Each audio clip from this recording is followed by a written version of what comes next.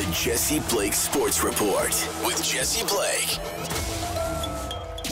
Welcome to the Jesse Blake Sports Report. Whether this is your first time here, your last time here, or somewhere in between, I appreciate that you're here today so that we can discuss the crossroads that sports fans are at right now when it comes to fan gear and the things that we walk to the mall and purchase when you walk to the stadium and you grab a jersey or you grab some fan gear, or you go onto your computer and you order something from a website, usually brought to you by a Fanatics experience. Because this week, pitchers and catchers reported to spring training in Major League Baseball. And with the reporting of pitchers and catchers, we got the debut of Nike's new MLB jersey. Nike took over the jersey sponsorship in Major League Baseball in 2019. It's a 10-year deal. It'll run to 2029. And the first couple years of their jersey sponsorship, they didn't really take hold of it. They created some new jerseys, obviously, and tweaked some things. But now this year, they said they've been working on a brand new jersey. And this year is the debut of the jersey, and it's called the Nike Vapor Premier jersey. And this week we got the debut of it. And it's important to note before we move forward that Nike designs the jerseys. Their logo is on the jerseys. They're in the press release as the creator of the jersey along with MLB, but Nike does not manufacture the jerseys. They are not in charge of the printing and the distribution of MLB jerseys. That is sub-licensed to Fanatics.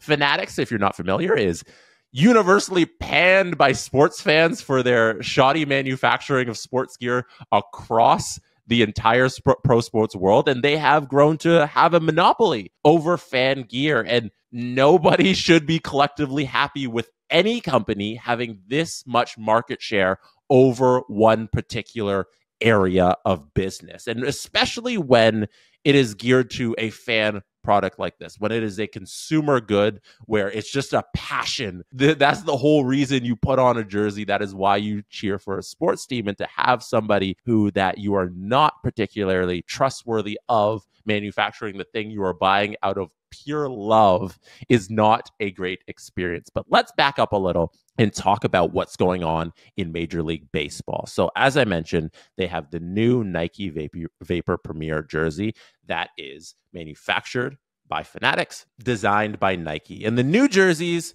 are being panned for three, I think, distinct reasons. One, the layout of them and the actual conception of where the lettering is placed, the numbers, and the logos. So MLB has decided to move down their MLB logo on the back of the jersey underneath the collar, more so where the nameplate would go. Now the MLB logo sits in that space, and below the MLB logo now is the lettering of the name on the back, and the name is now smaller. The lettering of the player on the back is now smaller, and then subsequently the number has been pushed down and has been shrunken. So on the back of the jersey, first three complaints are the MLB logo is now lower and in an odd position where the nameplate should go. The nameplate has now been shrunken and the lettering on the back has been shrunken.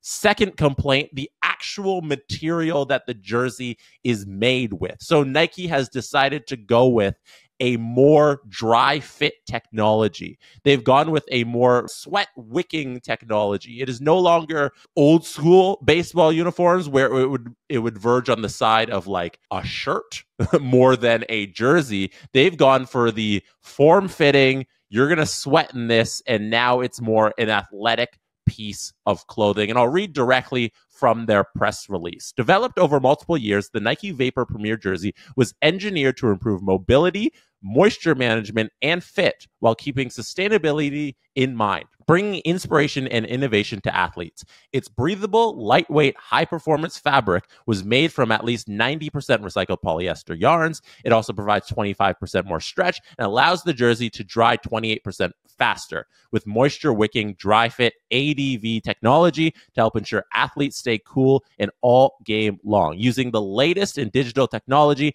Nike body scanned more than 300 baseball players to dial in the ideal fit, more athletic and form-fitting than the previous chassis. The one thing that stands out to me in particular there about that press release line is the last one. More athletic and form-fitting.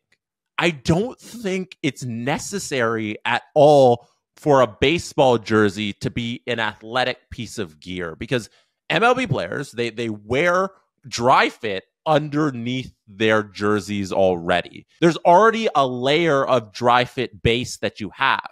The jersey should sit on top of it comfortably. And when a manufacturer says they're making something more lightweight and athletic, all I think about is that it's made of a cheaper material, that it's going to feel like less is there. And that right there stands out to me as them taking a step back in the quality, and that when the consumer picks up their jersey, they're going to feel like there's less there. There's less work that went into it, even though their whole thing is like, we put in, it's lightweight so guys can run around it. But that's so unnecessary because it never needed to be that. One thing too, I'll tack on to this issue is that pants are no longer custom tailored for MLB players. And I think that's a huge issue. And many pitchers have spoken about this, because if you're familiar with a guy like Robbie Ray, he's famous for his tight pants. He loves the world's tightest pants to show off that booty. And no longer will Nike be tailoring the pants for the players. And some players have spoken about how in the clubhouse, they're going to have some equipment managers be able to fix the pants for them. But the fact that they're taking this away from the professionals when they all don't wear a standard type of pants, this just speaks to the larger issue of Nike and Fanatics taking a step back with the manufacturing of the uniforms for a cheaper solution. And speaking of cheaper solution, the third thing I think is the biggest issue with these uniforms is the degrading of quality that we've faced over the many years as sports fans. So Nike outlined the 3 tiers of jerseys, and they're the standard tiers of jerseys that we always get. They're calling it the Nike Vapor Premier Game Jersey, Limited, and Elite. So I'll break it down in normal words for you. The game jersey is the one that typically they call replica. So that's the one that's like $179 USD. It's the cheapest one. You can tell that it's less quality than the 2 above it. So the limited jersey is the second tier. It's the better than replica, not quite authentic. It's like the 220 price, sometimes even a little bit more, like 240-ish USD. And then the authentic jersey is the one that they're calling Elite jersey. The second one was limited jersey is what they're calling it, and they call it Elite jersey. They are 100% doing this to confuse consumers, this naming convention that they've come out here with. But and then that's the authentic jersey. That's the one that's supposed to be game worn. You're buying the $300 authentic jersey. Sometimes it's like $400, $450. It's crazy, ridiculous prices. And then it'll be the authentic. That's what they wear on the field jersey. Consumer grade products have been deteriorating for years, and that's not a sports issue. That's not a MLB issue. That's an overall life issue. But in particular here, we're talking about the quality of sports gear. And in that second tier of jersey, the limited jersey, the one that's above the replica, below the authentic, one thing that Nike points out in their press release is that the jersey features an embroidered Nike swoosh, heat-applied twill logos, heat-applied jock tag, heat-applied sublimated twill player name and number. And I'm holding in my hands a Travis Snyder jersey from when Travis Snyder was big with the Jays, which was, I had to look it up because I was like, okay, how old was I when I got this? And it's around the 2009 season when Travis Snyder went off for the Toronto Blue Jays. And what I have here is stitched lettering on the back and a stitched logo on the front. And I don't know if you can pick that out on camera, but it's a white stitching. So I don't know if you can notice it here, but it is stitched. It is stitched on the lettering, on the back of his name and number, which is there. You can see the blue stitching there. That's easy to point out. But the logo on the front itself is also stitched. It is not heat applied. And this jersey, like I said, is from around 2009. And back then, Majestic used to make the jerseys, and there was obviously a lot more quality that went into this. This jersey would be an equivalent to the middle tier jersey. My family did not have money to buy the Premier Elite / authentic jersey way back when, but this was Majestic. And when they had the MLB rights to produce jerseys. And here I have a jersey from 2019, which is the Cool Base Majestic jersey, which is produced under Fanatics, actually. So Fanatics purchased Majestic in 2017. And with that, they bought all of the factories. They bought all the rights that Majestic had to produce MLB jerseys. And Fanatics has been doing this ever since. And then when Nike got the contract from actually Under Armour originally won the deal, and then that fell through, and then Nike got it in 2019. Nike kept on Fanatics as the sub-licenser of the jersey. So Fanatics maintained the role of producing the jerseys. Just now this time, instead of the Majestic logo throwing it on, they throw on the Nike logo, and Nike's in charge of the design. But Fanatics is in charge of manufacturing the jerseys. If you'll see here on their Cool Base jerseys, the lettering I got done in store, so it's not stitched, which is fine because it was heat pressed in store. So you can't be asking for stitches in that regard. But the logo itself on the front is stitched. And this right here is not even the second tier jersey. The one I had, the Travis Snyder jersey, that would have been the second tier jersey. Right here, we have the Premier game jersey / replica jersey, the lowest level, so like the 179 jersey. And we still have stitched lettering on the front. And the reason I wanted to whip out this jersey and point this out is because the stitches mean something to me. It might be silly, but seeing that now everything will be heat printed. When you get the lowest level of jersey, you're getting the heat printed jersey. And even on the second tier of jersey, the thing you're spending upwards of nearly $300 on, you're still getting a heat printed level jersey. You don't get this beautiful stitching on the front. And like, I call it beautiful, but it's just a jersey. It's so simple, but there's a level of quality that goes into it. And with this jersey, they did go to the lighter material. You know, the one I'm wearing actually in the video is an older Majestic jersey. This is probably from like a 2015 range, I want to say. And it feels more like clothes. You know, they went away from this strictly, this feels like a shirt, you know, to actually athletic material. And this is the good in between of where they had the baseball jerseys. And I really liked it.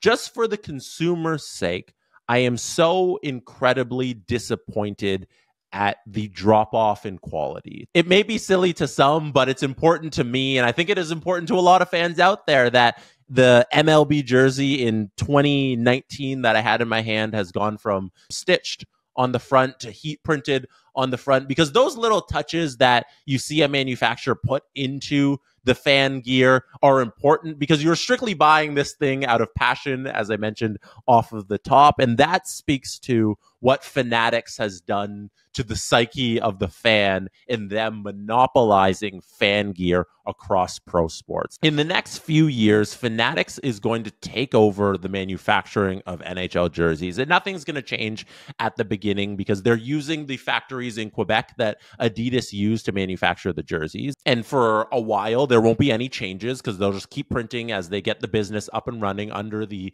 Fanatics brand. But as they move along, there is zero trust in the fan right now in Fanatics that things are going to go well, that Fanatics is going to hit this thing out of the ballpark, because it seems that everything they touch, they degrade the quality. And there's no consistency in the products they manufacture, as evidenced by the continual outpour of complaints from fans on social media. And it's been endless. It has been endless the last couple of years as they've gained rights to every single major pro sport. Whenever you go to any of these pro sports teams' websites and you go and you try and pick up gear, underneath the little emblem on the top it says it is a Fanatics experience. And that little thing on the top of the webpage has become a very sore spot for fans. And at the center of this whole thing is Fanatics owner Michael Rubin, who is a celebrity in his own right, but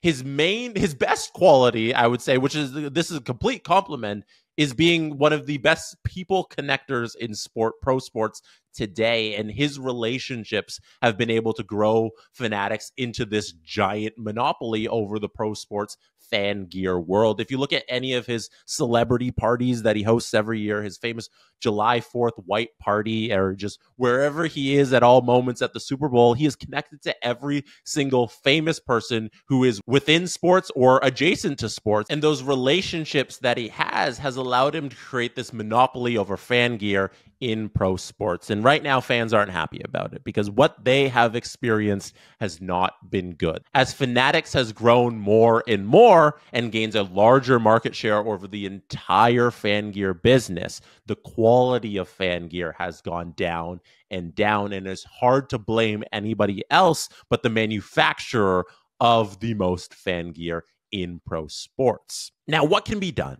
One thing that has come out of this whole issue, and I think is the main thing that we have to talk about today, is that the athletes, the MLB players, are now complaining. And that is so important. The uproar from these jerseys, the Nike Vapor Premier jerseys, did not come from fans because we did not get our hands on it first. There have been some leaks, like some people have found it in some of these pro shops around the leagues. But the main reason that this has been a media story this week is because the players are complaining about it in spring training. And this might be the only thing that can help MLB fans in this situation. If there's enough players who are actually receiving the best top of the line quality of the gear and they're still unhappy, if they're unhappy with the lettering, with the spacing, with just the vapor wicking technology, if all of that comes from the athletes, Nike is going to have no choice but to listen. Because us fans, we have been screaming. There's enough Fanatics Sucks Twitter accounts out there to that our opinions are known. The only thing that can save us right now are the athletes, and the athletes are finally speaking up about the quality of gear that they are receiving. We'll see if it leads to anything, but I'm very hopeful in seeing the quotes from very prominent baseball players not enjoying these jerseys, because it's one thing for a fan not to be happy with the consumer grade material that they received in the mail, but it's another thing for the pro athlete to not be comfortable going out onto the field in the uniform. That's not the way it should be at all. There's more of us than there is of them. But the only way that these corporate giants will ever listen is if the guys with the direct Nike contracts go to Nike and they say they don't like their jersey. I want my tailored pants back. Why is my lettering on the back of the jersey so small? Why is the MLB logo in such an awkward place? If those guys complain, there might be hope here, and they have been speaking out. So we'll see if this continues. This is going to be a story to watch. We'll see how the jerseys go for the rest of the year. I think there can be some walking back of the design of the actual jerseys. The manufacturing of fan gear, on the other hand, is something that's going to have to come from us, and we're going to have to keep calling out the mistakes. We're going to have to keep making our voices heard so that eventually the quality of this stuff just keeps going up. And if you're not happy with the quality of current fan gear, there's so many people out there selling vintage secondhand fan gear on eBay and Kijiji, and there's so many creators out there as well on places like Etsy creating custom fan gear that is up to the quality standard that you desire. So I encourage you to go out in those places and get your gear from there if you don't wish to support the companies that are not living up to your standards. We have our outlets. We have other decisions we can make, which is a great thing. So thank you for being here. If you've been anywhere in the world, which you'll be watching or listening to this right now, and I appreciate you for that. I will be back very shortly. Good night from Toronto. And that is how it's done. The Jesse Blake Sports Report with Jesse Blake. Jesse Blake, the guy that likes to hear his name twice in one sentence. Sure, I know him. No, he doesn't have an ego at all.